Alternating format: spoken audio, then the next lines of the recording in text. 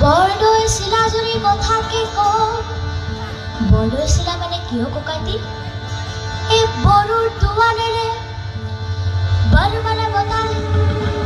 দে মানে পানী আৰু চিখলা মানে হ'ল কৌশানীজনী তেনে সাহসৰ বৰষুণ বুকু চাপ লৈ চিলাজনী উৰিছিল